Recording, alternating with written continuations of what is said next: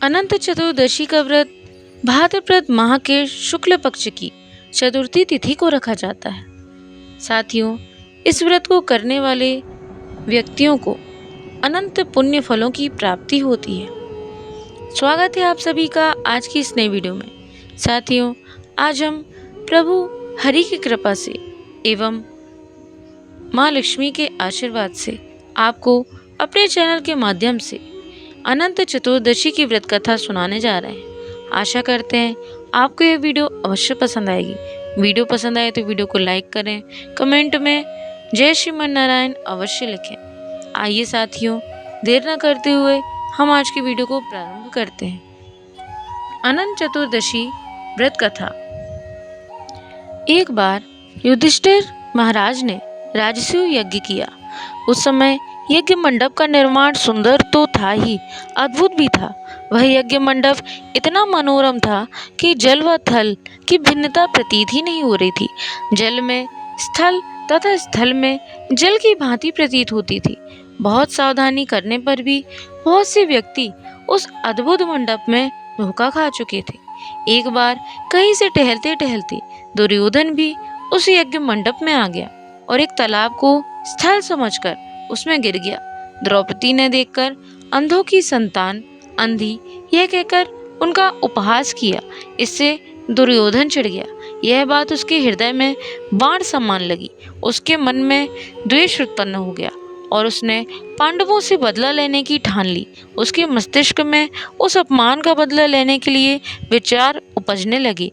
उसने बदला लेने के लिए पांडवों को द्यूत क्रीड़ा में हराकर उस अपमान का बदला लेने की सोची।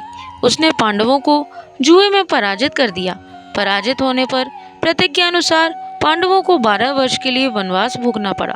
वन में रहते हुए पांडव अनेक कष्ट सहते रहे। एक दिन भगवान कृष्ण जब मिलने आए तब युधिष्ठिर ने उनसे अपना दुख कहा और दुख दूर करने का उपाय पूछा। तब श्री कृष्ण ने कहा, हे युधिष्ठिर, तुम विधि पूर्वक अनंत भगवान का व्रत करो। इससे तुम्हारा सारा संकट दूर हो जाएगा और तुम्हारा खोया राज्य पुनः प्राप्त हो जाएगा। इस संदर्भ में श्री कृष्ण ने उन्हें एक कथा सुनाई। वह इस प्रकार है। बोलिए श्री कृष्ण भगवान की जय। बोलिए गणपति महाराज की जय। बोलिए अनंत भगवान की जय। प्राचीन काल में सुमंत नाम का एक नेक तपस्वी ब्राह्मण था। उसकी पत्नी का नाम दीक्षा था। उसकी एक परम सुंदरी, धर्मपरायण तथा ज्योतिर्मयी कन्या थी जिसका नाम सुशीला था। सुशीला जब बड़ी हुई तो उसकी माता दीक्षा की मृत्यु हो गई। पत्नी के मरने के बाद सुमंत ने कर्कशा नामक स्त्री से दूसरा विवाह कर लिया। सुशीला का विवाह ब्राह्मण सुमंत ने कौंडिन्य ऋषि के साथ कर दिया। विदाई में कुछ देने की बात पर कर्कशा ने दामाद को कुछ ईंटें और पत्थरों के टुकड़े बांधकर दे दिए। कौंडिन्य ऋषि दुखी हो अपनी पत्नी को लेकर अपने आश्रम की ओर चल दिए, परंतु रास्ते में ही रात हो गई। वे नदी तट पर संध्या करने लगे। सुशीला ने देखा वहां पर बहुत सी स्त्रियां सुंदर वस्त्र धारण कर किसी देवता की पूजा कर रही हैं। सुशीला के पूछने पर उन्होंने विधि पूर्वक अनंत व्रत की महत्ता बताई। सुशीला ने भी वही उस व्रत का अनुष्ठान किया और 14 गांठों वाला डोरा हाथ में बांधकर ऋषि कौंडिन्य के पास आ गई। कौंडिन्य ने सुशीला से डोरे के बारे में पूछा तो उसने सारी बात बता दी। उन्होंने डोरे को तोड़कर अग्नि में डाल दिया। इससे भगवान अनंत जी का अपमान हुआ। परिणामतः ऋषि कौंडिन्य दुखी रहने लगे। उनकी सारी संपत्ति नष्ट हो गई। इस दरिद्रता का उन्होंने अपनी पत्नी से कारण पूछा तो सुशीला ने अनंत भगवान का डोरा जलाने की बात कही। पश्चाताप करते हुए ऋषि कौंडिन्य अनंत डोरे की प्राप्ति के लिए वन में चले गए। वन में कई दिनों तक भटकते भटकते निराश होकर एक दिन भूमि पर गिर पड़े। तब अनंत भगवान प्रकट होकर बोले, हे कौंडिन्य, तुमने मेरा तिरस्कार किया था, उसी से तुम्हें इतना कष्ट भोगना पड़ा। तुम दुखी हुए, अब तुमने पश्चाताप किया है। मैं तुमसे प्रसन्न हूँ। अब तुम घर जाकर विधि पूर्वक अनंत व्रत करो।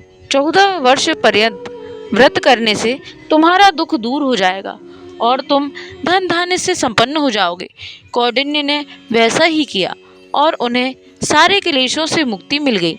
श्री कृष्ण की आज्ञा से युधिष्ठिर ने भी अनंत भगवान का व्रत किया, जिसके प्रभाव से पांडव महाभारत के युद्ध में विजय हुए तथा चिरकाल तक राज्य करते रहे। जैसे श्री कृष्ण भगवान ने, जैसे अनंत भगवान ने उनकी लाज रखी, वैसे ही हम सबकी भी लाज रखें। साथियों, तो यह थी अनंत चतुर्दशी की व्रत कथा। आशा करते हैं आपको यह वीडियो अवश्य पसंद आई होगी।